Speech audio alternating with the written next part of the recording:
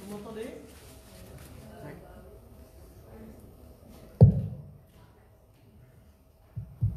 Ça y est. Bon. Merci encore de ce film. Deuxième vision, et c'est encore plus bouleversant, prenant. Il y a une tension dramatique qui ne lâche pas du début jusqu'à la fin, et ça c'est quand même assez rare au cinéma. Donc c'est au-delà du sujet, au-delà du drame qui est contenu par le sujet lui-même.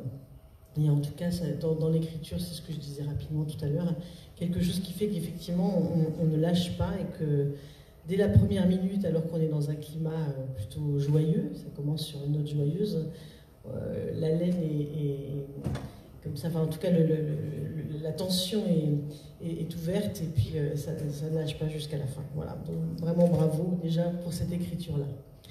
En fait, j'ai pas de questions, parce que je pense que d'abord, je voudrais surtout que la salle qui reste puisse s'entretenir avec vous, et puis surtout peut-être, la seule question que j'aurais, c'est peut-être, voilà, c'était quoi le parcours de ce film pour vous, parce que finalement un film c'est toujours une histoire, et puis peut-être pour commencer par Youssef, puisque c'est, je crois, une première aventure cinématographique.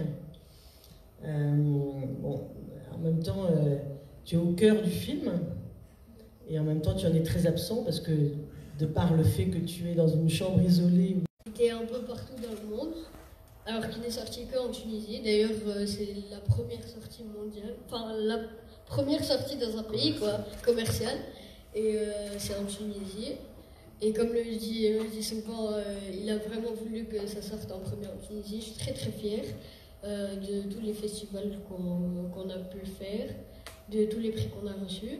Et par rapport au rôle, bah, en fait, c'était pas si compliqué parce que l'histoire, on va dire, m'est à peu près déjà arrivée. C'était il y a quoi, 5 ou 6 ans. J'ai eu une grave maladie, j'ai dû être hospitalisée et tout ça. Donc voilà, souvent on demande à ma mère si c'était pas trop dur, mais on va dire qu'on est presque habitué. Et il faut dire que je ne savais pas, au moment où Youssef a été casté, au moment où il a été choisi, je ne savais pas que sa famille a un petit peu enduré ce que sa famille avait enduré. Donc Youssef, tu peux continuer. Oui, du coup, bon, j'ai pas vraiment besoin de préciser la maladie. Et voilà, j'étais plus petit, j'ai eu une grave maladie. J'ai dû être hospitalisée pendant 15 jours, si je me rappelle bien, à l'hôpital d'enfants de Tunis. Et bah, ça m'a beaucoup changé. J'aurais pu ne pas être dans le film, quoi, ne pas être là aujourd'hui avec vous. Et, de choses en fait. Et je pense déjà le background personnel que j'ai eu, dans le sens où je suis issu d'une famille recomposée. Et du coup, depuis que je suis jeune, j'ai questionné un petit peu les liens qui unissent une famille, des liens qui constituent une famille. Qu'est-ce qu'avoir des enfants? Qu'est-ce qu'être frère? Qu'est-ce qu'être sœur? Qu'est-ce que les liens biologiques? Et surtout, je l'avoue qu'en vivant en Tunisie, où le père est généralement sacralisé, cette figure du patriarche, j'ai commencé à questionner aussi sa place dans la société. Est-ce que le père, c'est juste une séquence génétique, un patronyme sur un acte de naissance, une présence de fête en fête? Du coup, j'ai un petit peu commencé à questionner ces liens-là, et je pense que c'est tout naturellement qu'on les retrouve dans le sujet de mon premier long métrage. Après, par rapport à tout le contexte politique, social, certes, j'étais en 2011, j'étais là, moi j'ai vécu, j'ai grandi, je suis né ici, je n'ai fait qu'une partie de mes études en Italie, du coup, Tunisie c'est mon pays, du coup j'ai un petit peu vécu ce changement-là, que ce soit d'un plan de vue social, culturel, politique, bien sûr. En plus, moi je suis né en 84.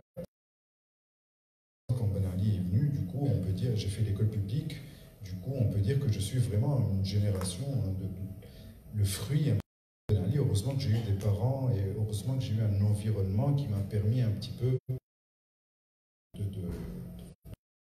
m'épanouir culturellement et socialement. Donc voilà un film libyen.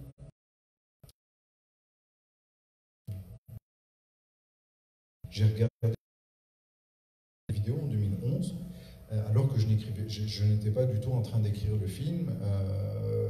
C'était, je pense, vers le 11 ou le 12 octobre 2011, le jour où la résidence de Kadhafi a été envahie à Tripoli.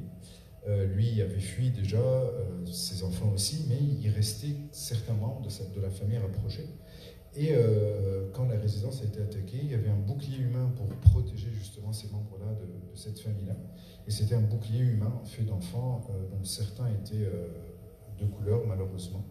Certains étaient africains, étaient subsahariens. Il y avait un petit peu de tout. Et je pense que c'est une image qui m'est restée, qui m'a marqué. Et du coup, là aussi, pareil, je la trouve, je me retrouve embarqué dans cette histoire-là. Mais si je dois répondre à la question d'où est venue l'idée, je pense que ce sont les idées qui sont venues vers moi et pas le contraire. Je ne suis pas allé les chercher. C'est elles qui se sont imposées à moi, je pense. En tout cas, il y a une subtilité dans la superposition finalement de tout ce que ce film aborde, qui encore une fois est étonnante. Et c'est vrai que je ne l'ai pas rappelé peut-être pour les téléspectateurs tout à l'heure, enfin les spectateurs, pardon. Mais c'est vrai que c'est un premier film, donc c'est du coup doublement remarquable. J'ai juste un petit commentaire et puis je vais vraiment passer la parole pour des questions dans la salle. Ce que je trouve très beau dans la situation actuelle où on sait les faillites qui sont relativement régulièrement rappelées de l'hôpital aujourd'hui, enfin en tout cas du système public de la santé. Malgré tout, on sait la force que ce secteur public a pu porter en Tunisie. Moi, j'ai eu, pour des raisons personnelles, il y a longtemps de ça, eu l'occasion d'accompagner quelqu'un qui a été soigné dans l'hôpital public tunisien et je sais la qualité des soins qu'elle a pu y rencontrer, c'était ma mère en l'occurrence. Et je trouve très beau dans ce contexte, alors qu'on a eu cette année tous ces drames en Tunisie qui se sont passés, qui ont remis en cause beaucoup de choses sur l'hôpital public, que finalement, au fin fond de la Tunisie, à Tataouine, on se rend compte que finalement, il y a un enfant qui, dans une situation aussi dramatique, est sauvé. Et je trouve ça très beau, justement, la manière dont ça le raconte. Justement, c'est un peu dommage dans le sens où mon oncle était chef de service d'un hôpital ici à Tunis, et je sais le dévouement, je sais l'engagement. Il était pédiatre justement à l'hôpital d'enfants. Et du coup, c'est pas une sorte de dommage, mais j'ai baigné un petit peu dans ça, j'ai accompagné, je trouve que ça a une part très noble en fait, car on sait tous le côté lucratif que peut avoir la médecine. Et je trouve que des médecins qui sont dévoués, c'est un véritable... Je pense que c'est vraiment du militantisme sous une autre forme. Et en quelque sorte, c'est comme un hommage pour dire que voilà, la santé comme l'éducation était un des piliers de la Tunisie. Il faut que ça tienne en fait. Vraiment. Il faut que ça tienne pour qu'on puisse aller de l'avant. En tout cas, c'est le témoin de ça, ce film aussi. C'est l'hôpital public qui sauve en fait. Voilà, c'est ça. Je vais laisser le micro circuler pour celles et ceux qui ont des questions. Didier, tu fais circuler ?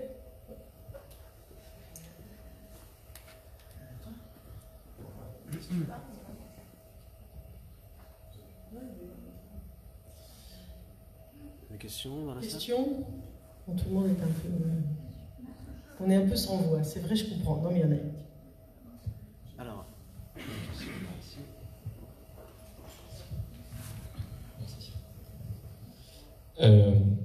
vous critiquez beaucoup donc l'état du droit tunisien à l'époque de l'action du film.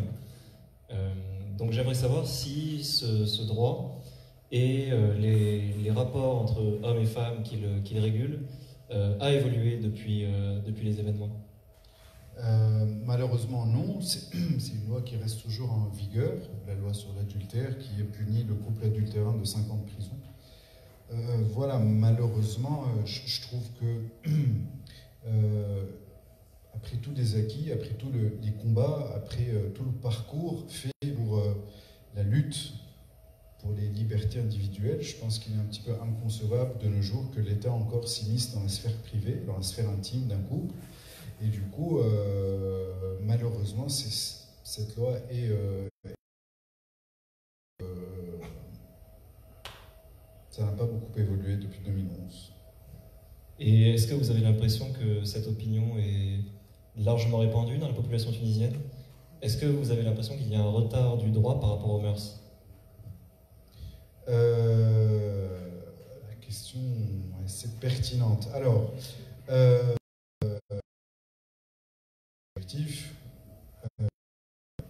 si cette loi a une influence, si j'entends bien le sens de votre question, est-ce que ça a une influence directe sur la vie sociale?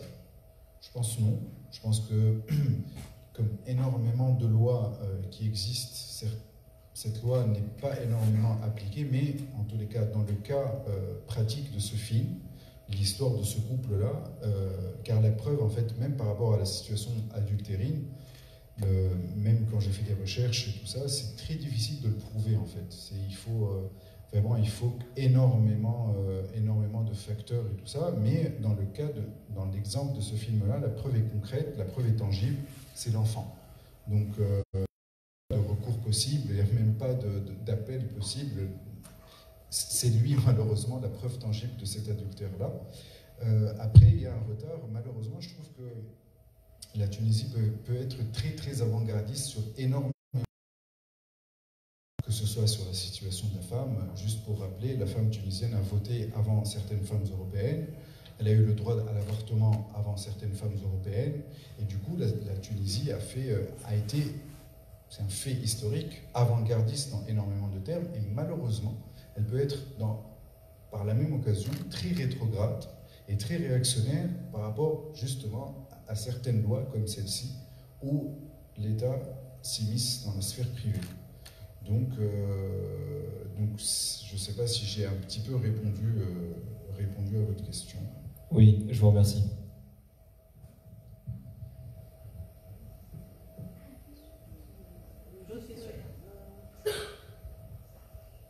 Bonsoir, je veux juste vous remercier l'hommage que vous rendez aux hôpitaux. Je suis moi-même médecin, j'ai fait 20 ans d'hôpital. Toute cette rangée, c'est des jeunes futurs médecins. Et donc, voilà, il faut les encourager à rester, à encourager la médecine tunisienne. Voilà, merci beaucoup. Hein. C'est un très très bel hommage que vous rendez aux hôpitaux tunisiens. Et ce que vous dites, en tout cas, est très vrai, hein, très très vrai. Ah, merci à vous. Voilà. Ça me fait plaisir, merci.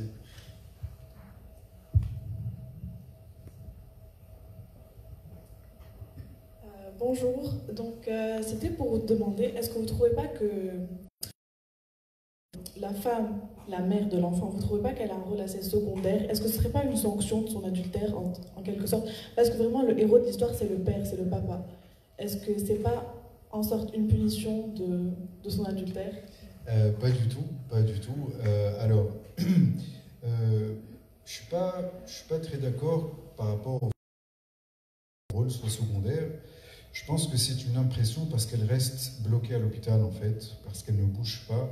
Et vu que le père entreprend ce qu'il doit entreprendre, on a l'impression qu'elle passe au deuxième plan. Mais juste pour vous montrer en fait que ce n'est pas le cas, car à la fin, la solution pour sauver l'enfant vient d'elle. Dans le sens où l'idée c'était que chacun va, lui, dans cette quête obstinée à vouloir se réapproprier sa paternité et payer justement d'où ce choix illégal et immoral. Elle, de son côté, devait convaincre son amant, le père biologique de l'enfant, et les deux échouent à un certain moment. Et c'est comme ça qu'elle, à un certain moment, lui dit « dénonce-moi, c'est la seule solution, toi tu peux l'obliger légalement, moi j'ai échoué ». Et là, s'il n'y avait pas eu cette femme, et s'il n'y avait pas eu cette idée, l'enfant n'aurait pas été sauvé.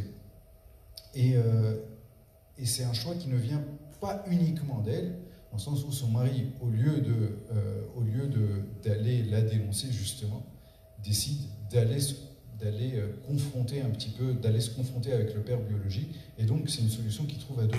D'où ce regard final vers la fin. Justement, c'est comment ils vont maintenant se réapproprier l'avenir. Dans le sens, pour moi, je reste convaincu, étant le scénariste, c'est un film, c'est une histoire d'amour en fait entre un homme et une femme.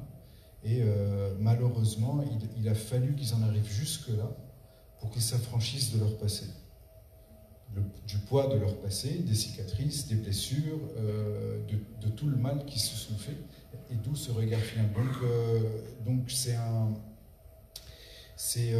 en fait, c'est ce qu'on appelle des coprotagonistes. L'un ne serait rien sans l'autre, que ce soit au niveau du jeu, mais aussi au niveau du scénario. Si on enlève Malem, et au contraire, en aucun cas, je ne veux sanctionner cette femme. Au contraire, c'était un parti pris pour moi. Même, c'était assez risqué, je l'avoue. Mais si vous avez remarqué, je ne justifie pas son adultère. Car pour moi, ce n'est pas important. Car je trouve que nous vivons dans une société où l'homme ne se justifie pas. Je ne vois pas pourquoi la femme doit se justifier. Du coup, j'ai pris ce parti pris de ne... On n'en sait rien, on n'en sait pas grand-chose. C'est pas qu'on sait rien, on sait certaines choses, on sait certains éléments, mais on ne sait pas comment il a eu lieu, combien de fois il a eu lieu, est-ce qu'ils ont... Je ne tenais pas à le justifier, donc en aucun cas, je ne voulais la sanctionner, au contraire. Merci pour ces mots.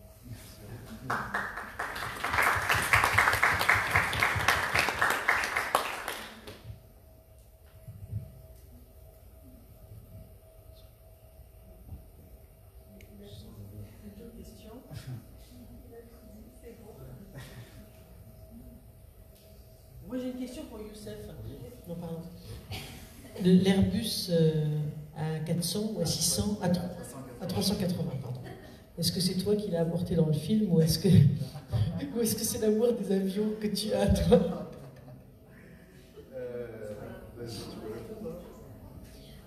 Alors non, je ne suis pas du tout mon délire, les avions, tout ça. Vraiment pas. Bon, je vous laisse Mehdi expliquer plutôt. En fait, c'est moi qui suis fan d'aviation et en fait, il y avait toute une histoire aussi avec... parce que en fait, la première version du film durait 2h20. Là, on est à 1h36, donc il y a eu des choses qui ont été sucrées. Mais c'était un petit peu... En fait, l'idée, c'était que le père et fils partagent cette passion de l'aviation qu'ils ont ensemble, même qu'en fait, c'est encore dans le film, quand il regarde à un certain moment la vidéo dans ses téléphones, il regarde la vidéo de Aziz justement qui est en train de commenter un atterrissage d'un avion et tout ça. Donc c'était pour montrer le lien qui unissait déjà ce père et l'enfant, alors que c'est pas son père biologique, pour montrer un petit peu que cela va au-delà du lien de sang, au-delà de la biologie, l'amour qu'on peut porter à ses enfants. Et du coup, c'était un des éléments. Mais merci de l'avoir noté. Il n'y a pas beaucoup de personnes qui l'ont noté, en fait. Il m'a lancé un défi, lui poser des questions qu'on ne lui avait pas encore posées. Alors bon, je me dis, j'essaie de trouver quelque chose. Ah, voilà, il y en a une autre.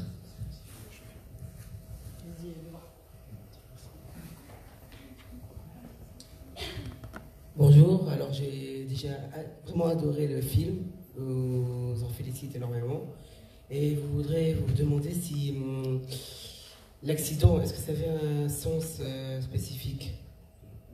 L'accident? Oui, comment il a été blessé? Oui, alors l'accident, c'est cette famille qui se retrouve au mauvais endroit, au mauvais moment. Comme on sait un petit peu tous, malheureusement, voilà, on peut être tous touchés par le terrorisme. C'était aussi c'était les prémices, en fait. C'était un petit peu la période où commençaient un petit peu les premiers attentats.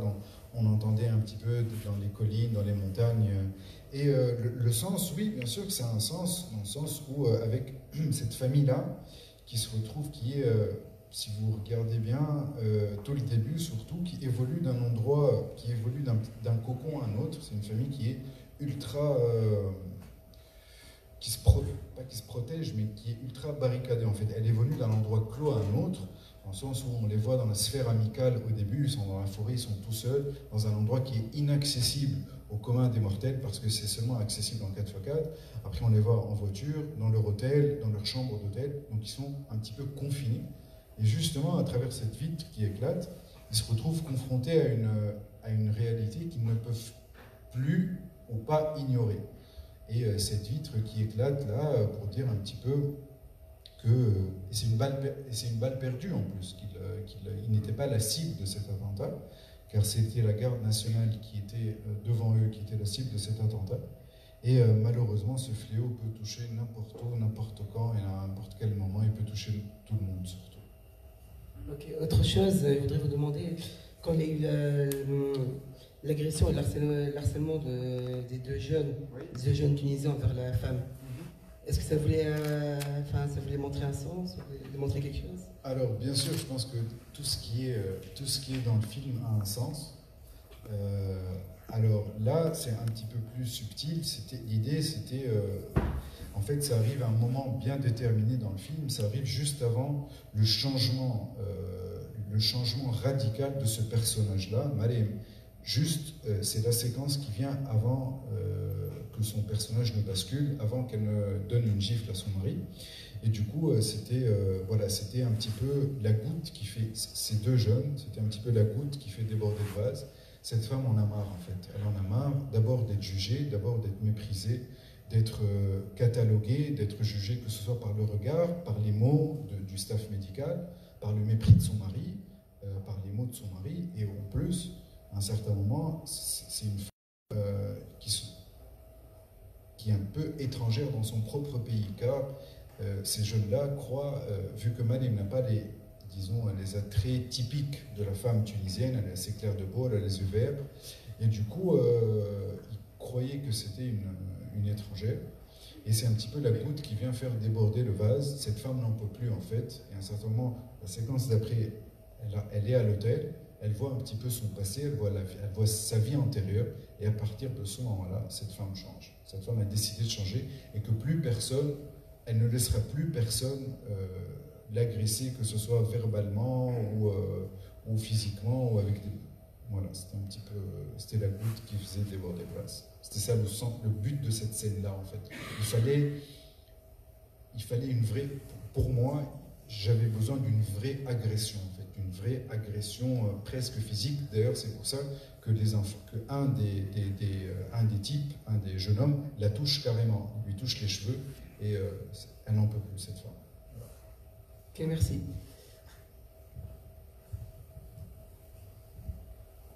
D'autres questions?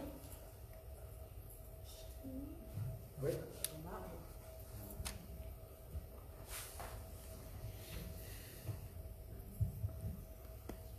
Je voulais savoir juste comment vous avez choisi le titre du film Un fils et comment vous l'avez traduit en fait, si vous l'avez traduit de l'arabe français.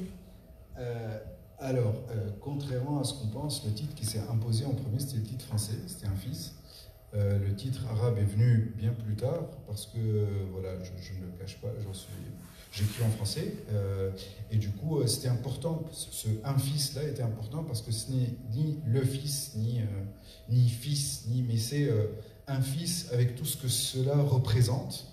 Je ne voulais pas que ce père-là se l'approprie, car finalement, on peut être les enfants d'énormément de personnes. Et du coup, par contre, on a eu un petit peu de mal à un certain moment pour trouver le titre arabe, le titre original, de la langue originale en fait, parce que en traduisant, je trouvais que ça ne marchait pas. Tant le titre français s'était imposé par lui-même, le titre arabe, il a mis un petit peu de temps, et maintenant j'en suis fier. Et du coup, on a complètement laissé tomber l'idée de traduire. Et j'ai commencé un petit peu à aller chercher à lire. J'ai commencé à énormément lire beaucoup de livres en arabe. Et c'est là que j'ai trouvé dans un recueil de poésie Bikneish. Et je trouvais que le père pouvait le dire à sa femme, l'homme pouvait le dire à sa femme, pouvait le dire à son enfant. La mère, la femme pouvait le dire à son mari et à son enfant, et l'enfant pouvait le dire à ses deux parents. Je trouvais que c'était un triangle qui faisait un petit peu le film. Et justement, Fels ne peut pas vivre sans Marem, Marem ne peut pas vivre sans Fels, et Aziz ne peut pas vivre sans ses deux parents. Je trouvais que ça résumait un petit peu bien le film, en fait. Merci.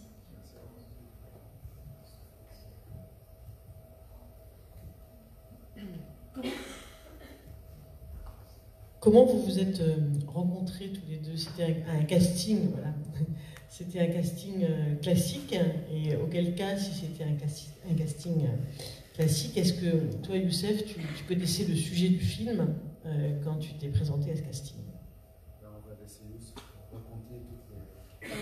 Bon, bah, déjà, le casting, je l'ai pas... On va dire que je l'ai pas... Comment dire? Je l'ai pas trouvé comme un casting normal, avec une annonce ou je sais pas quoi. C'est quelqu'un qui m'a envoyé vers Mahdi. Et... C'est le premier assistant, en fait. Ouais. Et il m'a envoyé vers Mahdi parce que je le connaissais déjà. J'ai fait le casting. Bon, je sais pas du tout... ouais. Parce que ça va, les gens. Ouais.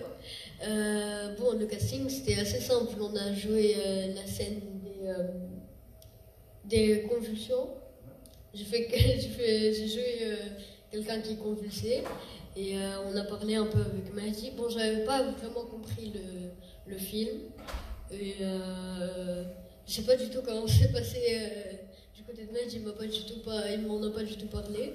J'ai vraiment attendu longtemps avant qu'il me recontacte. Vraiment, presque, j'avais oublié l'histoire du casting. Il m'a recontacté, il m'a dit qu'il était pris. Même c'est ma mère qui me l'a dit. Elle est là d'ailleurs. Oui, après j'étais revenue. Non. Si, la convulsion. Et après, tu es revenu pour faire un autre casting. Non. Ah oui? La deuxième fois que la deuxième fois que j'étais venue, j'ai rencontré Najla pour la première fois. C'est là où il m'a annoncé que je suis pris pour le rôle. Et moi, sur le coup, j'y croyais pas, quoi. Parce que c'était mon premier rôle au cinéma. Je lui connaissais pas du tout. Bon, voilà, je laisse me dire. On raconte un petit peu les répétitions avec Sémi. Avec Sémi? Ouais, on a fait quoi? Une répétition? Non, on a fait un petit peu plus avec Sémi. Oui, c'est vrai, on a fait quelques répétitions avec Sémi. Bon, des scènes qui sont pas dans le film. J'imagine qu'elles étaient dans la version, la première. Ils sont pas dans le film. Et on a fait... les répétitions avec Sémi, elles sont très très fortes. Je sais pas pourquoi. Il a quelque chose, Sémi. Je sais pas si on le voit à l'écran, mais vraiment, c'est un très très grand acteur.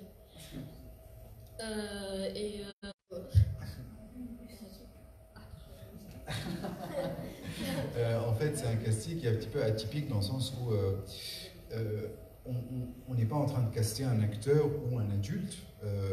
Des fois, il me facilitait la tâche et du coup, j'avais tendance à oublier que c'était un enfant, que j'avais en face de moi un enfant et qui en plus était, on avait tourné le film entre septembre et octobre et du coup il avait cours, le matin et on tournait généralement de nuit, donc il était complètement claqué, mais bon ça va, il dormait, donc c'était pas très dur, mais en tous les cas je suis très content et je voudrais saluer sa mère qui est là, Olfa, sans qui je pense rien de tout cela, et je pense que c'est important car elle y a cru. Et non seulement elle y a cru, mais surtout elle l'a encouragé. Et c'est bien de trouver des parents qui encouragent leurs enfants. Franchement, d'aller vers une expérience comme ça, où d'autres, ils verraient « Mais non, il faut qu'ils dorment à 7 h du soir, on s'en fout. » Mais là, alors que, voilà, franchement, je tenais à la saluer parce que c'est vraiment important ce qu'elle a fait. Bravo.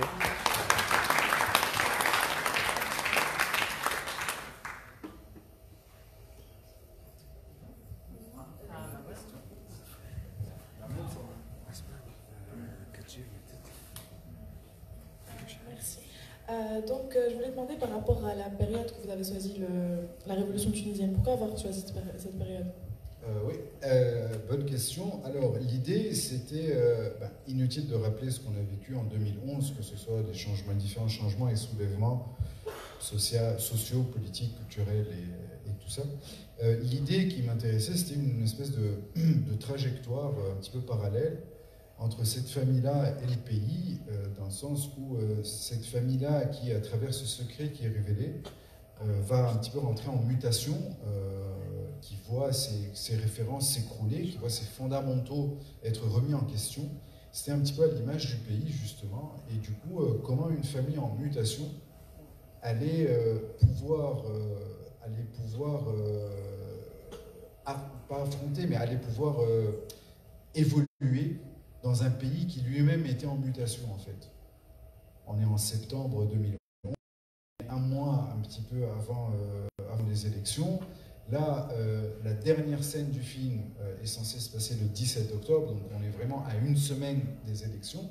Donc c'était une famille en transition dans un pays et toute une région en transition. Je voulais savoir ce que ce cocktail pouvait donner en fait. Donc d'où le choix, et en plus, bien sûr, en 2011, vu les faits historiques, Kadhafi, la frontière entre la Tunisie et la Libye, c'était la débandade la plus totale, le chaos sécuritaire. Et du coup, ce qui m'intéressait aussi, c'était que, voilà, malheureusement, on vit dans un monde qui est de plus en plus déshumanisé, où tous marchandent, tous monnaient. Et comme certains font de l'argent en vendant des yaourts, et d'autres se font de l'argent en vendant des êtres humains. Et du coup, voilà, c'était dans cette espèce de no man's land spatio-temporel où tout était possible, malheureusement. D'où le choix de 2011. S'il n'y a pas d'autres questions, moi je vais en poser une dernière peut-être à tous les deux. Ouais. Est-ce qu'il y a, alors pour Youssef, est-ce qu'il y a un autre projet de film derrière? Est-ce que ça t'a donné envie de poursuivre l'aventure du cinéma? Pour l'instant, non, je n'ai pas vraiment de projet. Déjà, la promotion du film, c'est déjà beaucoup. Bien sûr que je veux continuer dans le cinéma, c'est quelque chose d'incroyable. C'est une expérience à faire, quoi. Et toi, où en est le projet du second film? C'est une question qui commence un petit peu à revenir. Même quand on se marie, à quand le bébé? Et quand arrive le premier bébé, à quand le deuxième?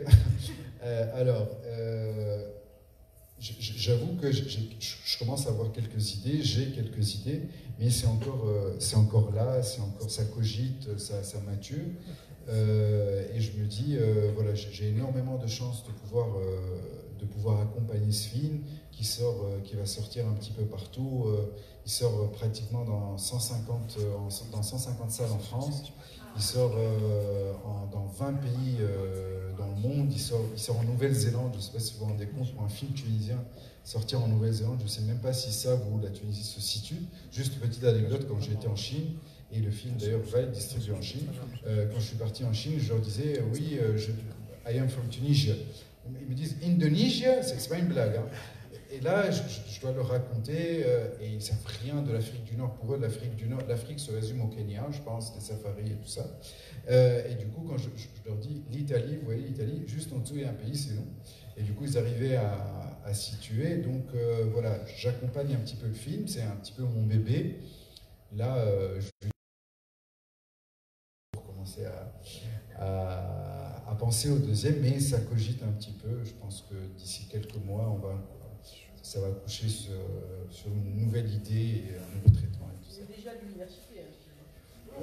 Oui, mais disons qu'il est au lycée. Pour moi, il est au lycée. Comme chaque parent qui se respecte, on a tendance à infantiliser nos... Oui, exactement. Je crois qu'il y a quelqu'un qui...